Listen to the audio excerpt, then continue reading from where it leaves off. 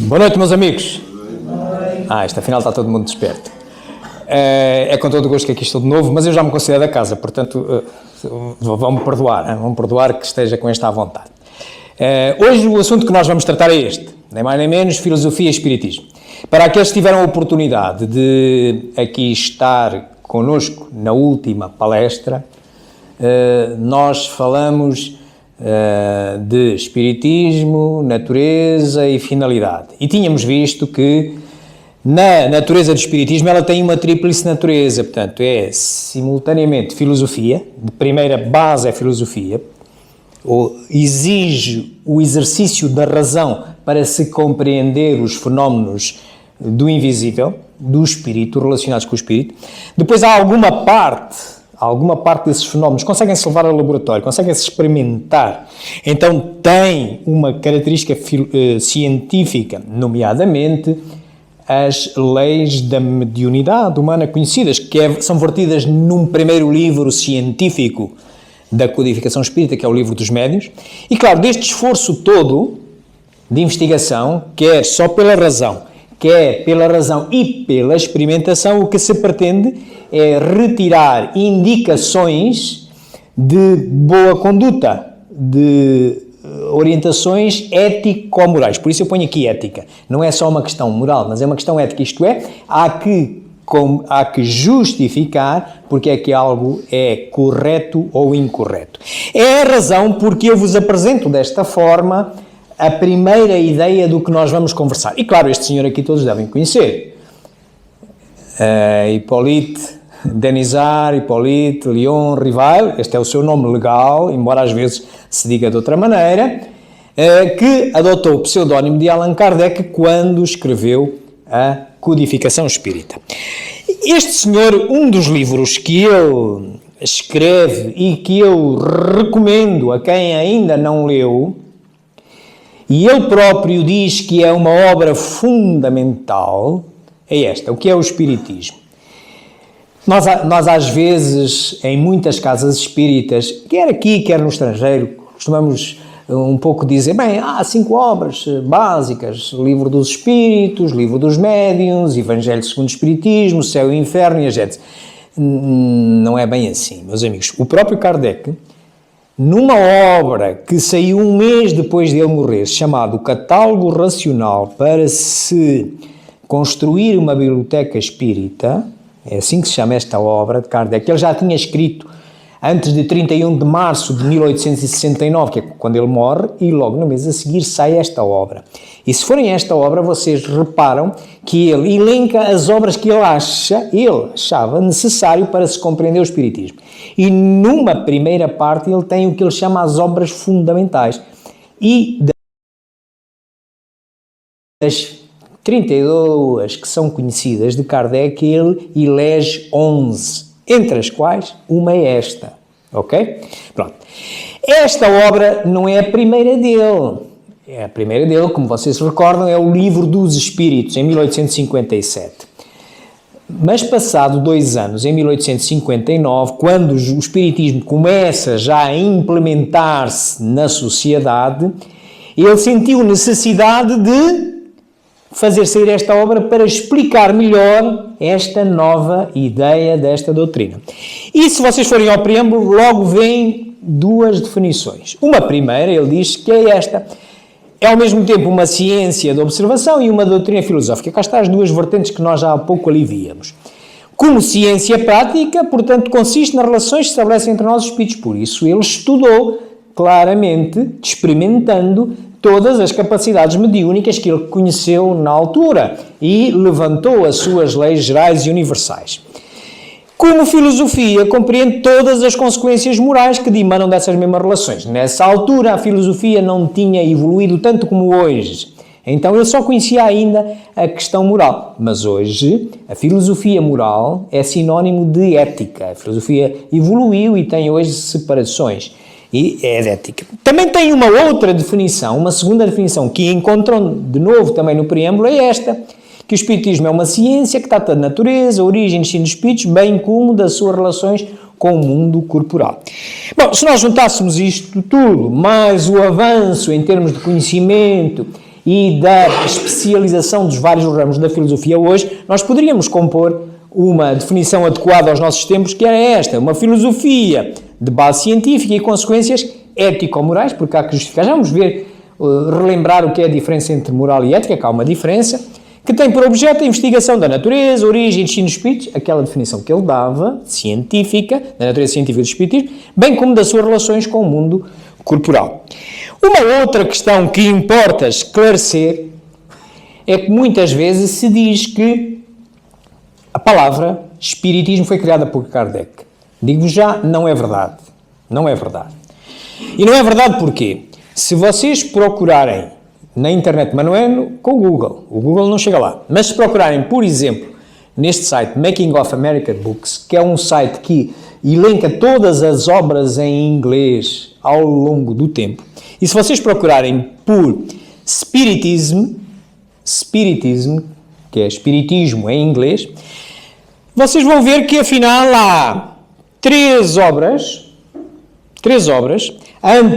estamos a falar antes de 55, porque Kardec só se interessa pelo espiritismo em 55. A primeira delas é do Sr. Andrew Jackson Davis, é um espiritualista inglês que se interessou por estes assuntos, e é logo em 1850, ele fala em Spiritism. Então, não pode ter sido Kardec, criou a palavra. Também tem aqui, em 1854, o Espírito Debatedor, de Orestes Augustus Bronson. Também tem aqui, do Sr. Leonard Marsh, em 1854, de novo. Portanto, há pelo menos 12 referências a este termo em inglês, Spiritism, antes de Kardec pegar neste termo e fazer o que nós chamaríamos hoje um neologismo. Isto é, ele pegou naquele termo e apropriou, era um termo que já se ia falando de questões relacionadas com o espírito, mas que não tinha o conteúdo que ele pretendeu dar. Portanto, ele pegou nele e o que é que ele fez?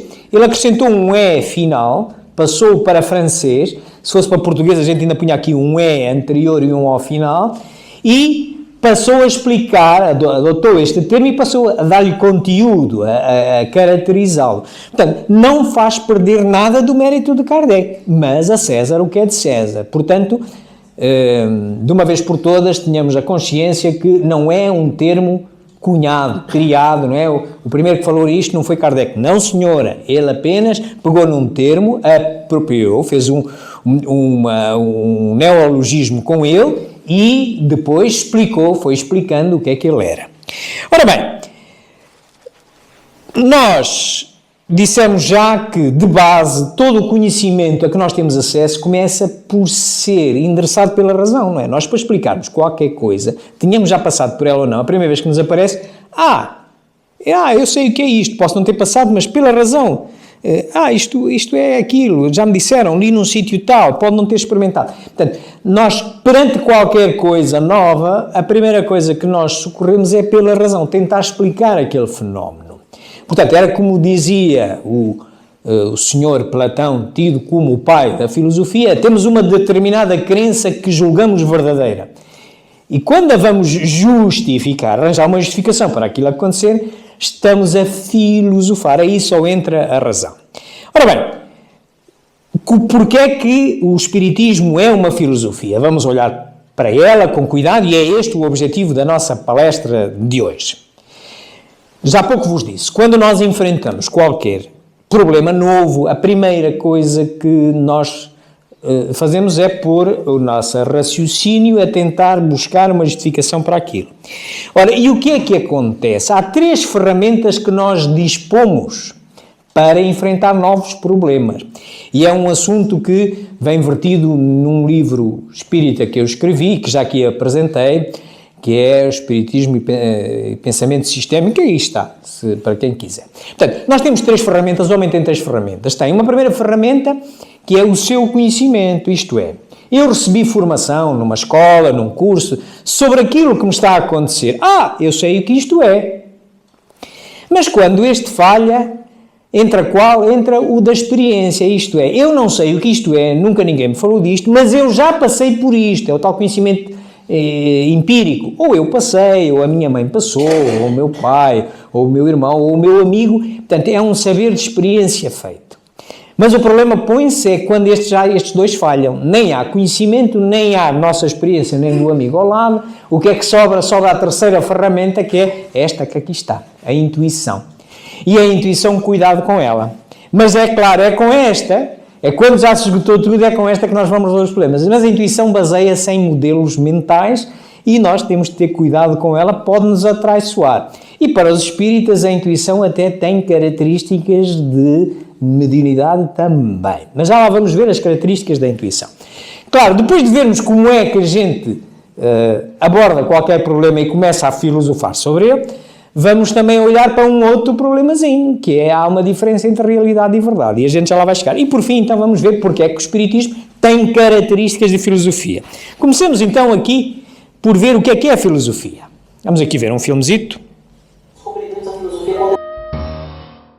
Compreendemos a filosofia contextualmente, conforme vamos discutindo filosofia e trabalhando com ela. Os problemas filosóficos nos vão nos auxiliar para compreender melhor que essa área. Nós não temos uma definição precisa acerca da natureza da filosofia, mas nem por isso nós não podemos trabalhar com algumas caracterizações gerais. O primeiro tópico, por exemplo, é a natureza dos problemas filosóficos. Os problemas filosóficos são problemas fundamentais acerca de diversos assuntos, como a própria realidade, existência, conhecimento, valores morais, estéticos, razão, mente, própria linguagem. Mas, se pararmos para pensar, existem várias outras ciências que também trabalham com problemas fundamentais. Por exemplo, a física, que trabalha com os problemas fundamentais acerca da natureza física do mundo. Então a gente pode ir para o segundo tópico, o tipo de problema filosófico. Os problemas filosóficos são problemas conceituais. São problemas que nós não podemos tratar empiricamente indo num laboratório e achando a solução para esses problemas. Mas pense bem, a gente trabalha com uma outra área que é bastante conceitual, que é a matemática. Então o que diferencia a matemática da filosofia? O raciocínio empregado. O raciocínio filosófico é marcado pela argumentação crítica, sistemática e racional para solucionar os problemas filosóficos. Enquanto isso, a matemática tem um tipo de raciocínio específico. Por exemplo, nós podemos verificar os cálculos matemáticos colocando-os no computador grande parte das vezes. Mas nós não conseguimos uma solução para os problemas filosóficos colocando os problemas no computador. Esse tipo de solução não é encontrado via um mero raciocínio matemático. Com isso, nós vamos para o próximo tópico, que é a verificação. Nós não verificamos se uma resposta a um problema filosófico é verdadeira ou não, indo para um laboratório, fazendo isso sozinho, sentado numa poltrona, ou mesmo pedindo ajuda para um computador. Nós verificamos e analisamos as respostas filosóficas em debate, em conversa, em argumentação. Nós precisamos avaliar a argumentação a favor ou contra. Por fim, vale notar que a filosofia pode geralmente ser dividida em 3 grandes áreas. A primeira, por exemplo, é a metafísica, cujos problemas tratam acerca da natureza mais básica da realidade. Alguns problemas famosos dessa área são, por exemplo, o que são as propriedades, como ser laranja ou ser um livro. Um outro grande problema é por que algo e não nada, ou o que é a verdade. Uma outra grande área da filosofia é a epistemologia, ou também conhecida como teoria do conhecimento. Essa área é marcada por problemas que tentam compreender o que é o conhecimento, quais são as nossas faculdades cognitivas que nos permitem conhecer o mundo e como podemos conhecer o mundo. Alguns grandes problemas dessas áreas são, por exemplo, o que é o conhecimento? É o testemunho uma boa forma de justificação? E o que seria o conhecimento a priori? Uma terceira grande área da filosofia é a filosofia moral ou ética, cujos problemas centrais tratam para compreender o que é o certo a se fazer, quais são as nossas ações justas. Alguns exemplos de problemas clássicos nessas áreas são o que é o bom, o que é o correto, o que é moralmente errado. Em ética prática temos, por exemplo, é o aborto permissível? A eutanásia é moralmente correta? Fascinating. Bom, estão a ver, portanto, a natureza da filosofia. A filosofia, como é que enfrenta os problemas? É exatamente conversando, contrastando opiniões, usando o raciocínio de cada um de nós. Como ele vos mostrou ali, também nós temos uma ciência que tem esta questão abstrata, que é a matemática. Só que a matemática tem uma coisa mais pragmática, mais objetiva, que é um determinado cálculo, eu posso verificar se está certo com uma calculadora, mas na filosofia não. Na filosofia continua outra vez dependente da minha capacidade de raciocinar, da minha capacidade de exercer lógica. Okay? E todo o conhecimento começa assim, só mais tarde é que parte deste conhecimento pode ser experimentado e lido dele leis gerais e universais. Ora, a filosofia também, o espiritismo também é assim, é uma filosofia porque, se repararem, Kardec o que ele fez foi, olhando para os fenómenos que ele via à volta dele, as mesas girantes, etc., ele foi começando a exercitar o seu raciocínio e buscar situações. Ora bem, portanto, vimos o que era a filosofia, portanto, olhamos agora então para as questões destas tais 3 ferramentas. Já vimos que quando tudo falha, conhecimento e experiência falha, já só nos sobra esta amiga, que é a intuição. Só que esta amiga tem aqui alguns problemazitos. Portanto, que é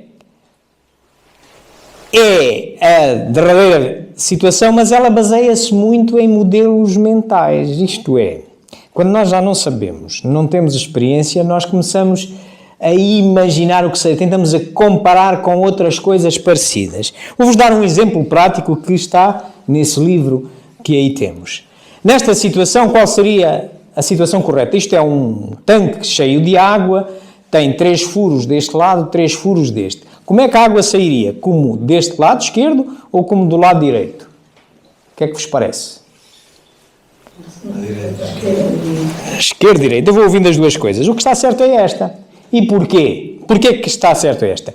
Porque realmente, embora este pareça muito agradável, parece muito certinho, não é? Mas a prática, a realidade é que isto exerce pressão, não é? Os líquidos exercem pressão. Vocês, quando vão mergulhar numa piscina, vão a 2 metros e sentem os ouvidos logo a pressão. Portanto, aqui há maior pressão. Então, se há maior pressão da água, da coluna de água, há um peso maior, joga aqui e joga com a água mais longe. E assim sucessivamente, ok? Mas um outro exemplo, por exemplo, é este, um bocadinho mais complexo, que é, eu quero instalar no meu jardim, quero instalar uma luz e quero que ela funcione da seguinte maneira. Quando o sol se puser, o sol anda daqui para ali, quando o sol se puser, é noite, deixa de bater no sensor e acende a luz. Quando o sol se levanta outra vez, bate no sensor e manda apagar a luz. Aonde é que eu ia instalar o sensor? Aqui ou aqui? À direita, muito bem, é certo. E porquê que seria à direita? Porque o sensor em cima do poste capta o sol tanto quando nasce como quando se põe. De acordo, e este também. Aqui, nasceu, bate ali. Ali posto, bate ali. Não. A verdadeira razão é que, se vocês experimentarem colocar aqui, sabe o que é que vai acontecer? A luz acende, bate no coisa, manda apagar. Acende, apaga e não vão ganhar para lâmpadas. Enquanto ali, recebe na mesma o sol, só que como está protegido com aquele abajur, ok, não vai receber o efeito reflexo da luz. Portanto, lá está, estão a ver como é que funciona a intuição, é por modelos mentais, são ideias que a gente tem. É como, por exemplo, um neto que nasce hoje e olhe para um avô utilizar um telefone fixo com fio, ele já não conhecia o telefone fixo. O que é que ele pode pensar? É que o avô lhe está a acontecer isto.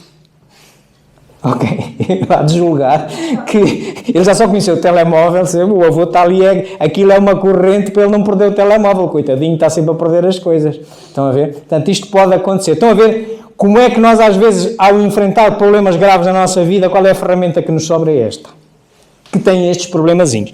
Mas se isto fosse só, o problema é que há uma grande diferença entre realidade e verdade. Reparem. O nosso amigo Platão, que é tido por o pai da filosofia, dizia que a filosofia é o amor ao saber.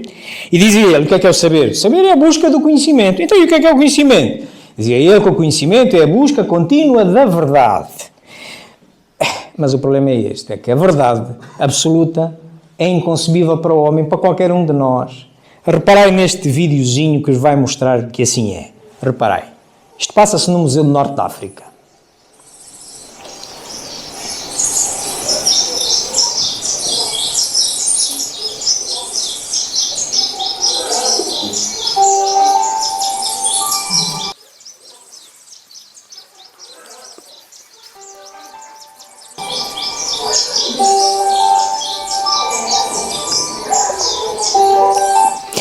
Portanto, meus amigos, vai um turista que até sabe que existe lá aquela janelinha e tira uma fotografia, esta fotografia, e leva para casa e conta a história que aquilo é a cara de um carteiro metida ali numa composição. Mas o outro passou ao lado e não teve tempo, tira esta fotografia. Mas estamos a falar da mesma coisa, não estamos?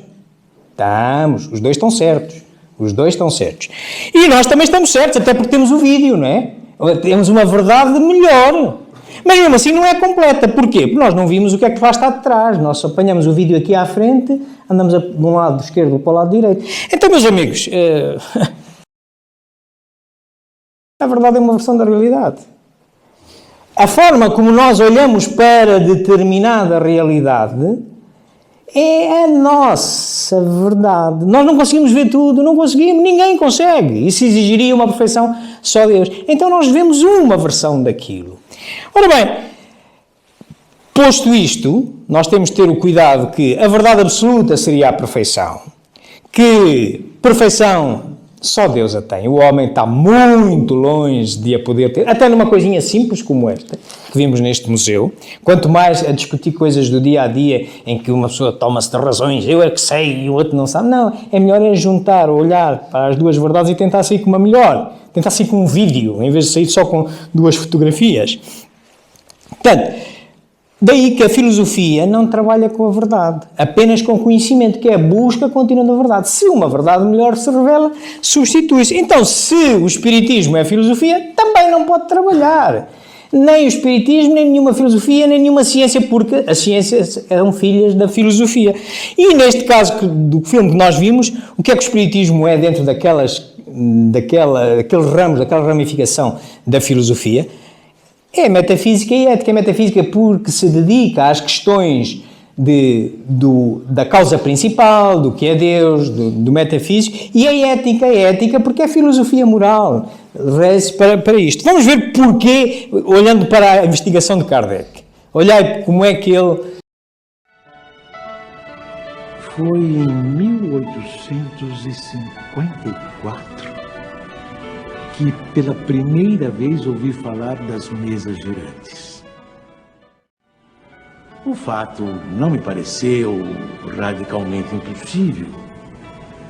O fluido magnético, que é uma espécie de eletricidade, pode perfeitamente atuar sobre corpos inertes e fazer que eles se movam.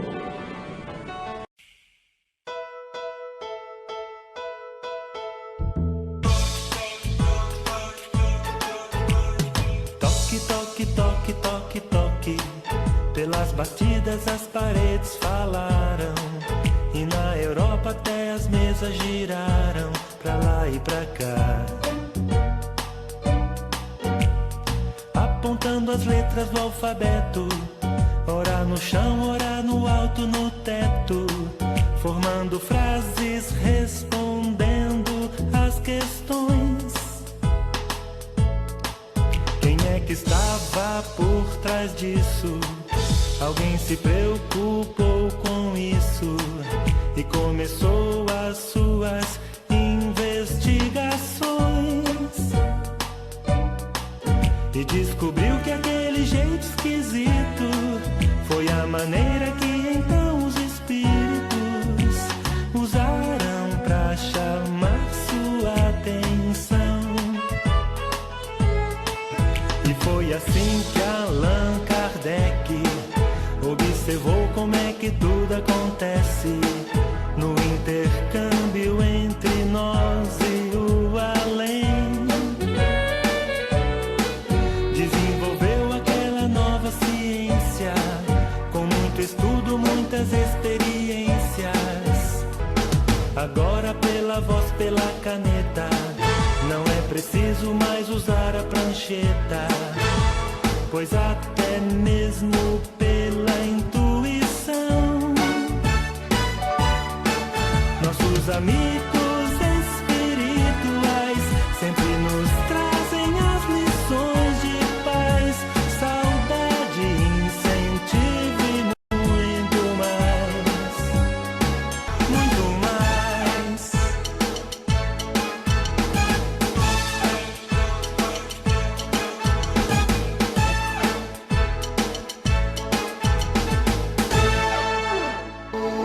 Viram a natureza filosófica? Ele, perante os fenómenos que ele observava, das mesas girantes, ele começou a magicar, mas isto, o que é que pode estar aqui detrás disto? Isto até, o magnetismo poderia fazer isto, o fluido elétrico, mas o problema é que ele vai, mas espera aí, aquilo responde a um código, isto é, dava-se, por exemplo, uma pancada, era assim, 2 pancadas não, e do lado lá, o ser invisível alinhava neste código, então isto é uma inteligência, não é? A gente compor um código, compor uma linguagem obriga a uma inteligência, então, pela lei da causa e efeito, a um efeito inteligente tem que corresponder a uma causa inteligente, portanto, e ele neste momento só está a utilizar o raciocínio, está a filosofar, ok? Portanto, o espiritismo em si, o que é que ele se dedica a estudar de uma forma, digamos, principal? No mínimo estuda uma base filosófica que é Deus, a causa primeira, porque é uma filosofia, é metafísica, dedica-se a estudar as causas primeiras, aquilo, se há ou nada, se não há. O espírito, a existência do espírito, de um ente que sobrevive à morte física. A comunicabilidade dos espíritos, se há espíritos, nós estamos a comunicar uns com os outros, estamos encarnados, mas também consta, e temos evidências, que há comunicação daqueles que passaram a porta da morte e agora são só espíritos que comunicam connosco. Reencarnação, para que se cumpra a justiça divina, e pluralidade de mundos, não estamos sozinhos. Mas se forem à Wikipédia, porque lá está. A realidade é uma coisa e a verdade é apenas a versão segundo a qual vemos a realidade. Se forem à Wikipédia, encontram 19. Eu só estou aqui a buscar 5, que é aquelas que nos importam mais agora. Mas há mais, e as 19 não são tudo, poderíamos elencar mais.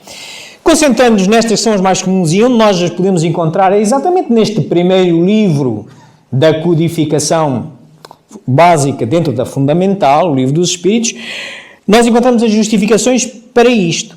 E destas todas, a maior de certeza que é Deus, e tem uma característica interessante, enquanto que das outras nós encontramos justificações filosóficas e hoje em dia já temos evidências científicas de todas elas, desta vai ser impossível ter evidências científicas, porque a ciência obriga à experimentação.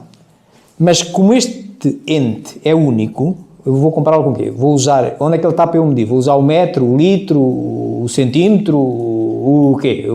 Estão a ver? Vamos então olhar para a justificação filosófica de Deus, pelas próprias palavras de Kardec. O Espiritismo tem na existência de Deus o seu princípio maior. Deus Tem na existência de Deus é eterno, imaterial, imutável, único, todo-poderoso, soberanamente justo e bom.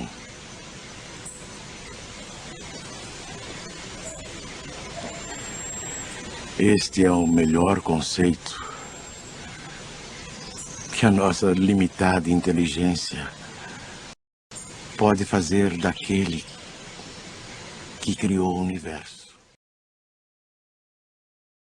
Over the last few decades, scientists from around the world have been making discoveries which clearly show that an intelligent designer is responsible for the creation of the universe. Many believe that the entire universe came into existence out of nothing by chance. But if you really think about it, nothing couldn't bring the universe into existence because nothing produces nothing. Everything that begins to exist must have a cause. Portanto, Deus nós só conseguimos lá chegar com a razão, com este silogismo, isto é, se há algo, esse algo tem que ter uma causa, não há nada que tenha vindo sem ter uma causa. Muitas vezes nós dizemos o nada, bem, mas o nada só pode criar o nada, porque se criou alguma coisa, então nada é Deus, mas não é assim, não temos... Portanto, Deus, a gente só lá consegue chegar pela razão, a gente não o consegue ver, a gente não consegue agarrar para ir medi-lo, para ir avaliá-lo, para ir compará-lo. Quanto às outras bases filosóficas, se olharmos, por exemplo, para o do Espírito, nós vemos também Kardec, no Livro dos Espíritos, traz-nos estas indicações filosóficas. Os espíritos revestem temporariamente um invólucro material, perecível, e sua destruição pela morte os devolve à liberdade. A alma é um espírito que encarnou. E, portanto, um ser imaterial e individual, que reside em nosso corpo e a ele sobrevive.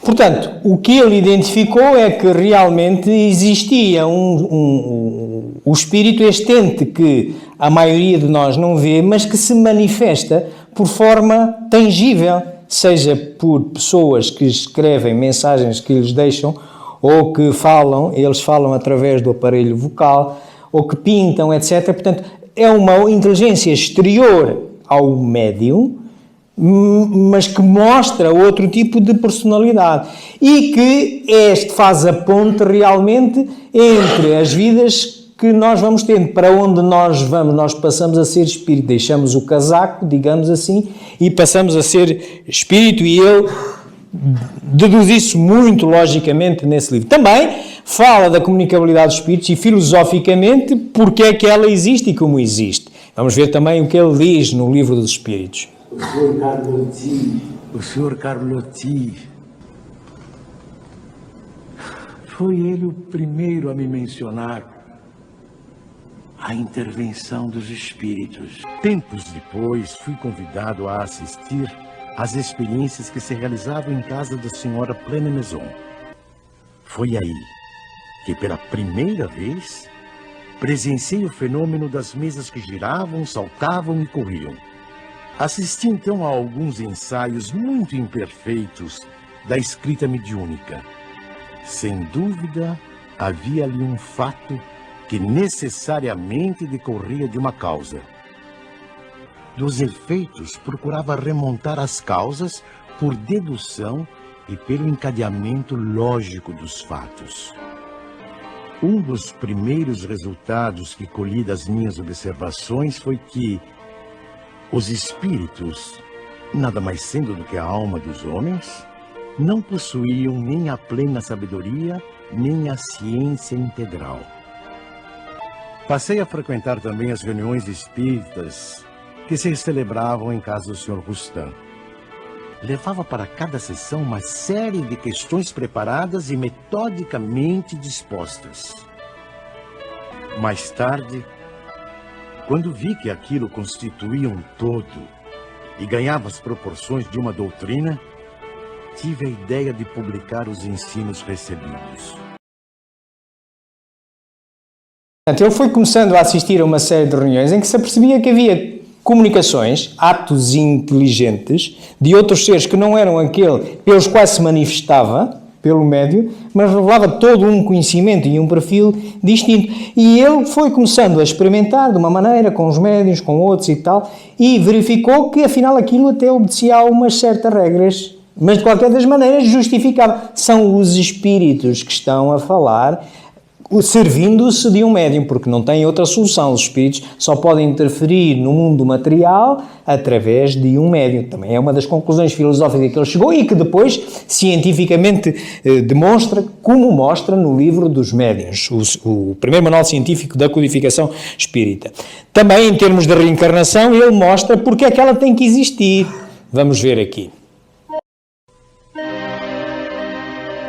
As diferentes encarnações ou existências corpóreas do espírito são sempre progressivas e jamais regressivas. Mas a rapidez do seu progresso depende dos esforços que ele faça para chegar à perfeição. A vida terrena seria assim uma espécie de escola, em que os alunos, embora nunca regridam às séries anteriores, são obrigados a repetir de ano até compreenderem o que lhes foi ensinado. O principal objetivo da reencarnação reside no melhoramento progressivo da humanidade. Muito importante, a reencarnação tem que existir para haver progresso e também para se cumprir a justiça divina. Reparai, se houvesse só um tirinho, Deus, então este ser teria a ser injusto. Porque se agora é capaz de estar a nascer um bebê, agora ali na maternidade, que se calhar vai morrer daqui por umas horas e nós já temos dezenas de anos. Como é que era? Deus, se houvesse só um tirinho, escolheu o bebê para o sacrificar e a nós para dar esta vida. E aquele que nasce paraplégico e passa uma vida toda paraplégico e nós aqui todos somos corretos. Não faz sentido. Ter só um tirinho não faz sentido. Tem que voltar várias vezes. E assim sim compreende-se a justiça divina e compreende-se também o progresso. Por fim, nestas 5 bases científicas que nós elencamos, também temos a questão da pluralidade dos mundos. Não é possível que estejamos sós. Aqueles que falam connosco podem estar desencarnados, mas também podem estar encarnados noutros mundos. Quando a gente olha à noite e vê aí os pontinhos luminosos todos à nossa volta, Deus deu-se este trabalho imenso que nós nem lhe conhecemos o limite ainda, nem há de haver, de certeza, mas com os melhores telescópios a gente só conhece uma parte. Só para o deleite dos nossos olhos seria um raciocínio muito, muito limitado, muito pequeno. E ele justifica isso. Vamos olhar para aqui. Segundo o Espiritismo, nos mundos que gravitam no espaço infinito, outras humanidades, em vários graus de adiantamento, encontram habitação adequada ao seu avanço.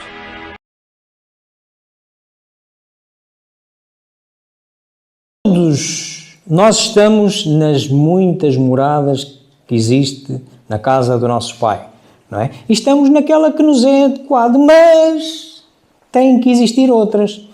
Onde estão aqueles que nos falam que nós não vemos, que podem estar encarnados, se estiverem adstritos a um globo, ou podem estar errantes se não tiverem um corpo. Bom, filosoficamente, são estas as justificações que nós podemos encontrar destas bases filosóficas que o Espiritismo estuda, mas nós vimos que se todo o conhecimento nasce filosófico pela razão, depois do conjunto todo que a gente pode chegar à razão, há uma parte que a gente pode levar ao laboratório. Já vimos uma exceção. Deus, impossível.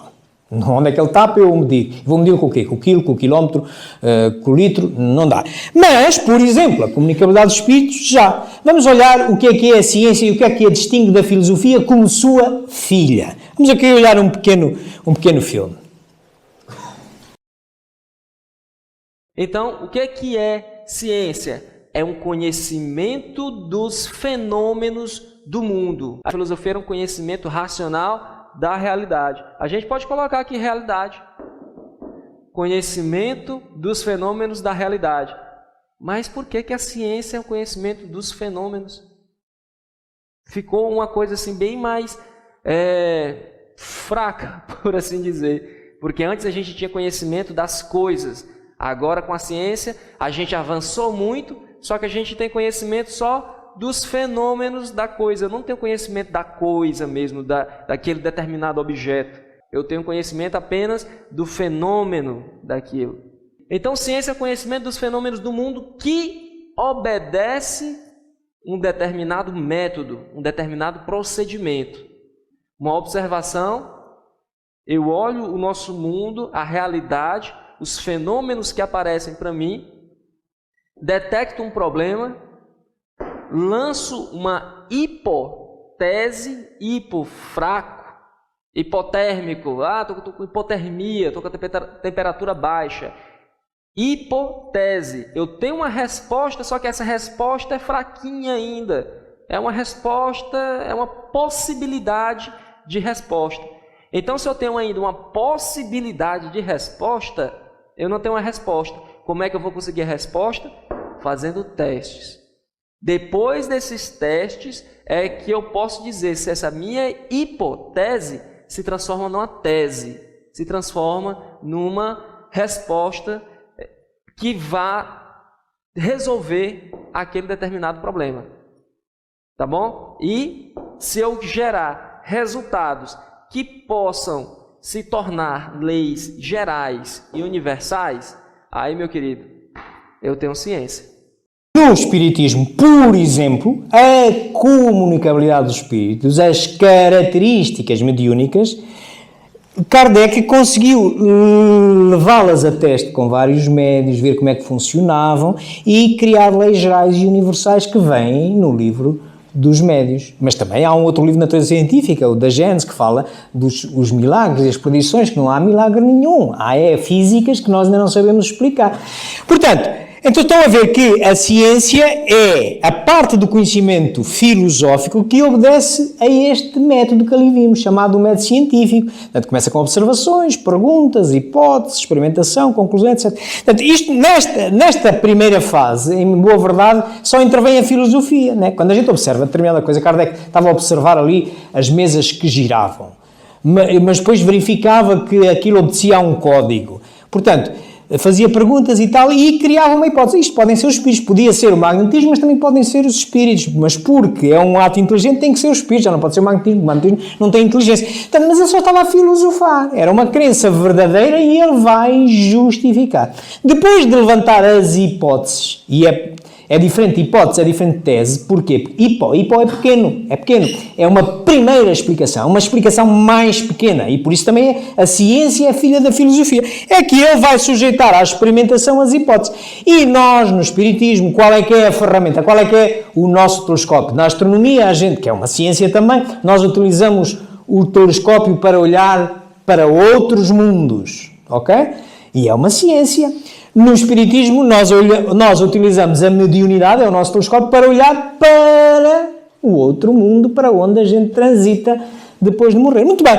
E então, baseado nesta ferramenta, é a nossa ferramenta laboratorial, a gente vai tentar comprovar estas hipóteses que a gente levantou.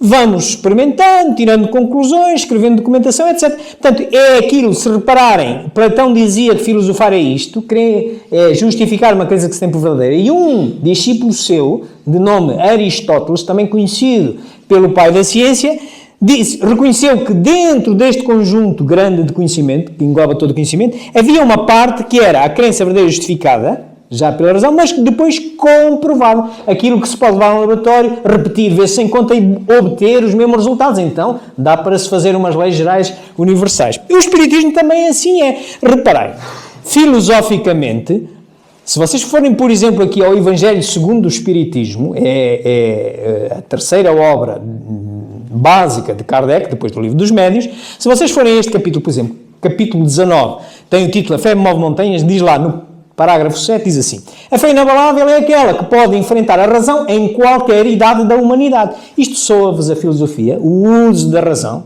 Sim, há que justificar. Eu não posso ter fé, não posso crer em determinada coisa porque o Miguel me diga ou um amigo me diga. Não, eu tenho que chegar à conclusão disso por mim próprio. Tenho que elaborar um raciocínio.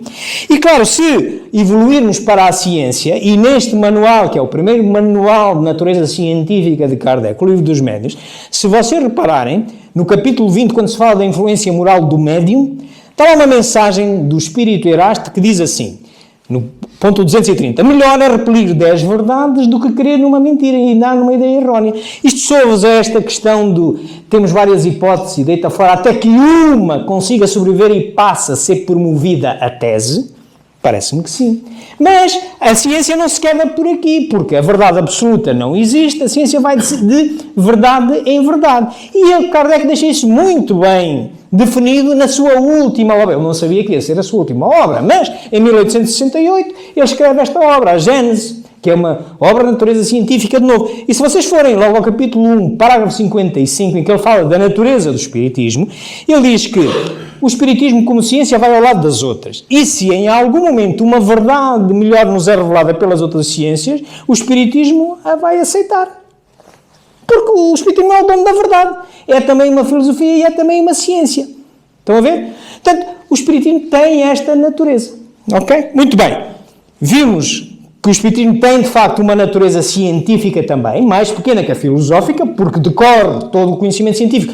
Primeiro é filosófico, de raiz, e agora, deste esforço todo, como vos dizia, e nas definições que nós vimos ali, para que serve? Servem para nós recolhermos indicações de boa conduta para nós progredirmos mais rapidamente, que hoje em dia é a ética, que é a filosofia moral. Vamos então olhar o que é a ética. A ética, claro que estuda o que é bem e o que é mal. Vamos começar por perceber melhor o que é ética num filmezinho. A filosofia contemporânea hoje é dividida em 3 sub-áreas, sendo elas a ética normativa, a ética aplicada e a metaética. Vamos conversar um pouco sobre essas áreas? A ética normativa é a sub-área da ética que estuda os princípios que determinam o que é certo ou errado, bom ou mal, em respeito ao caráter e à conduta que devem ser aceitos. Mas note bem, a ética normativa não estuda como as pessoas efetivamente pensam ou agem, mas sim como elas deveriam pensar ou agir. Por isso ela é chamada de normativa, uma vez que estuda quais seriam as normas ou os princípios que deveriam ser aceitos. Vamos pegar um exemplo? Pense, por exemplo, no problema de saber quais são as ações corretas. Deveríamos levar em consideração, quando julgamos se uma ação é correta ou não, apenas as consequências que essas ações trazem, ou devemos pensar também nas intenções dos agentes que cometeram essa ação? Olha esse caso. Imagine que tem um serial killer apontando sua arma para um parque de diversões. E ele atira, mas, sem saber, ele matou um terrorista que estava com quilos de bomba no corpo e ia explodir todo o parque. A ação do serial killer é correta ou incorreta? Por um lado, podemos pensar que a ação é correta, uma vez que matar um terrorista cheio de bombas traz boas consequências, ou seja, ele evitou dor e sofrimento futuro. Por outro lado, se pensarmos nas intenções do serial killer, não parece que essa ação foi correta, uma vez que ele não queria matar um terrorista, ele queria matar qualquer pessoa que estivesse passando e ele escolhesse. Vejamos uma outra área da ética, que é a ética aplicada. Nesta área, visamos trabalhar, de um ponto de vista moral, os problemas particulares da nossa vida pública e privada. Grande parte dos problemas em ética prática, na verdade, tratam de compreender como devemos aplicar as normas e princípios, estudados pela ética normativa, em casos particulares. Vamos ver um exemplo, que é o caso da eutanásia. Digamos que você aceita esses 3 princípios como sendo princípios morais. A. Nossas ações devem respeitar a autonomia dos indivíduos. B. Não devemos causar dor ou sofrimento desnecessariamente. E C. Devemos preservar a vida. Agora pense no caso de um doente terminal, que está sofrendo muito em seus últimos dias e pede, por favor, para os médicos injetarem uma injeção letal nele. Se os médicos não aplicarem a injeção, então essa ação violará A. a autonomia do paciente e também B, pois causa indiretamente dor desnecessária ao paciente.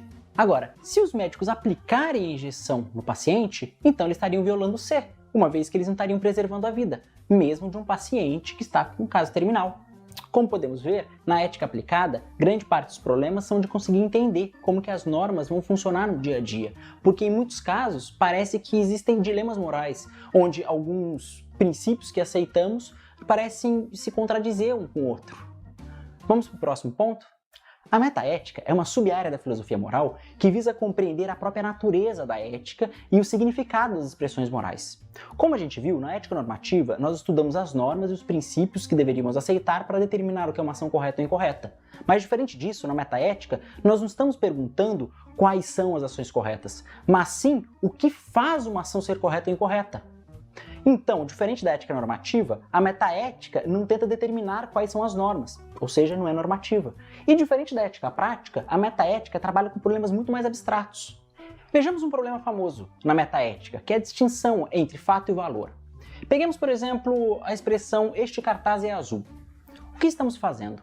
Aparentemente estamos descrevendo um fato no mundo, que existe algo que é o objeto deste cartaz aqui, e ele tem uma propriedade, que é ser azul. E parece que é este fato que torna essa frase verdadeira. Agora pegue uma expressão valorativa, típica em filosofia moral, como matar é errado. O que estamos fazendo? Nós estamos dizendo que existe um fato, algo no mundo, que é a ação de matar, e ela tem uma propriedade, que é ser errada?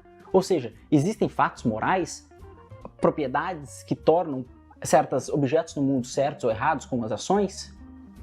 Existem filósofos, por exemplo, que vão contra isso. Acreditam, por exemplo, que expressões morais, expressões valorativas, elas na verdade são meras expressões dos nossos sentimentos e emoções. Bom, como eu disse, essas 3 áreas, ética normativa, ética aplicada e metaética, são 3 sub-áreas da ética, mas essas distinções são um pouco frágeis, porque existem problemas que tratam de um ou mais problemas ao mesmo tempo. Portanto, estão a ver que nitidamente estas questões são muito pungentes, vimos ali o exemplo da eutanásia, que anda agora em discussão, etc. Estão a ver que ou a gente usa a razão e sabe justificar porque, ou parece que uns podem estar certos e outros estão errados a respeito da mesma coisa. Portanto, o Espiritismo aqui dá uma grande ajuda nesse particular. Que definição se pode dar da moral? A moral é a regra de bem proceder, isto é, de distinguir o bem do mal. Funda-se na observância da lei de Deus. O homem procede bem quando faz tudo pelo bem de todos, porque então cumpre a lei de Deus. Diferença entre moral e ética. E diz assim, a moral, que é a regra de bem proceder, funda-se na observância de Deus. Algo que se funda é um produto de outra coisa. Se eu me fundo neste solo, eu estou-me a apoiar em algo que existe, que era o solo, ou está detrás de mim algo que me produz, certo? Então isto é um produto de quê? Da observância da lei de Deus. O que é observar a lei? Vamos imaginar que a gente tem uma lei. Ler essa lei, utilizar a nossa inteligência, a nossa razão, ler aquilo tudo e sacar dali umas indicações, a dita moral. Umas pequenas indicações. Se calhar vai estar errado em algumas, não vamos conseguir absorver tudo. Portanto, estão a ver o que é a moral? A moral é um produto deste exercício da razão. O Livro dos Espíritos tem um exemplo maravilhoso. E há tempo de Kardec, que é a pena de morte. Mas eu, antes de entrarmos na pena de morte, mostro-vos um muito mais simples e simples de perceber. Estou aqui a ver senhoras com calças hoje. Hoje é moral, é bem proceder as senhoras usarem calças. Mas não foi sempre assim, pois não. As pessoas com mais idade aqui sabem bem que não foi. Houve tempo que era imoral. Mas hoje mesmo, se estas senhoras estão hoje de calça aqui em Portugal e é bem proceder, se forem para o Afeganistão, lá é mal proceder, é imoral, é crime, vão ser apedrejadas. O Espiritismo pode andar ao sabor destas vontades humanas? Não, como filosofia não pode. Tem que poder justificar o que é bem e o que é mal em qualquer lado do mundo. Muito bem. Então, quer isto dizer que o Espiritismo, o que é afinal? É ética normativa. Porquê? Porque pretende estabelecer regras morais para a nossa conduta e aplicada à nossa vida. Bom, meus amigos, as questões da pena de morte vocês poderão ver por volta das perguntas 700 e façam este exercício de casa, mas é muito parecido com o das calças. E é se a pena de morte é moral ou imoral, se é ética ou antiética. Hoje em Portugal ela já é imoral, não era assim há 150 anos, mas hoje também vocês vão ali aos Estados Unidos ou ao Afeganistão e continua a ser bem proceder que um juiz mande matar um assassino que se prova em tribunal que matou o outro. Mas cá em Portugal não é. Então se o juiz fosse espírita, além e achava que era bem nos Estados Unidos e vinha para aqui era mal, vão ao Livro dos Espíritos, pergunta 730 e têm a resposta. Meus amigos, eu para vos trazer toda esta palestra, eu consultei estes livros, fui falando ao longo do tempo, que é da codificação básica e fundamental, alguns livros de ética também. O meu livro que eu vos falei, naquelas questões de as três ferramentas que a gente tem, o conhecimento, a experiência e a intuição, tem lá mais uma série de exercícios para exercitarem a vossa intuição. Estes filmes que nós vimos estão todos aqui colocados. Eu, como habitualmente faço, estou a gravar esta palestra e vou publicá-la dentro de uns dias neste canal, Espiritismo JG, é só procurarem no Google e encontram logo. Também me apanham pelo Facebook, também Espiritismo JG. Tem aqui o meu e-mail se me quiserem fazer alguma pergunta de caráter privado sobre este assunto ou outro. E pronto, estaria à vossa disposição para alguma pergunta que possam ter no pouco tempo que temos à disposição, não é, Miguel? Obrigado pela vossa atenção.